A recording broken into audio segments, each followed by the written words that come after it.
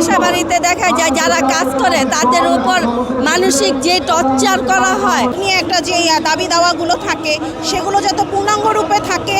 যেহেতু পরিশ্রম করতে পারে অনেক, তাই এই পরিশ্রমটাকে সঠিক মূল্যায়ন করার জন্য আমাদের বিগত সরকারগুলো শ্রমিকদের ৮ ঘন্টা যে মজুরি সেটা কার্যকর করতে পারেনি।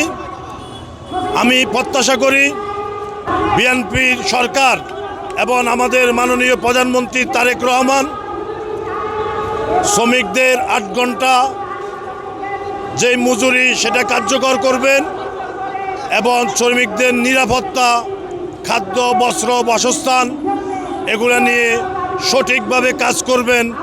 এটা হলো বিএনপি সরকারের প্রতি আমার উদাত্ত আহ্বান। বাসাবাড়িতে দেখা যায় যারা কাজ করে তাদের উপর মানসিক যে টর্চার করা হয় সেই বিষয়টা তারেক রহমান সাহেবকে বলবো, স্যার আপনি এই বিষয়টা একটু দেখবেন।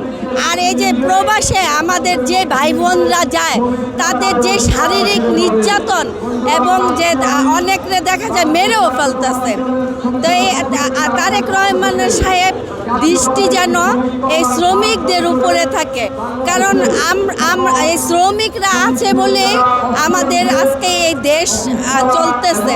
আন্তর্জাতিক শ্রমিকের যে একটা আইন আছে বাংলাদেশের, এটার একটু ব্যতিক্রম। আমাদের দক্ষিণ এশিয়া এবং ইউরোপের এটা একটা ভিন্নতা আছে। তাই আমাদের বাংলাদেশের শ্রমিকদের যেহেতু পরিশ্রম করতে পারে অনেক, তাই এই পরিশ্রমটাকে সঠিক মূল্যায়ন করার জন্য আমাদের তারেক রহমানের যে পরিকল্পনা আছে ৩১ দফা বাস্তবায়নের মধ্যে দেখবেন সেটা সুস্পষ্টভাবে আছে যে শ্রমিকের অধিকার সুপ্রতিষ্ঠিত করার জন্য আগামীতে আমাদের এই বাজেটে দেখবেন শ্রমিকের অধিকার প্রতিষ্ঠিত করার জন্য একটি সুন্দর পরিকল্পনা আছে।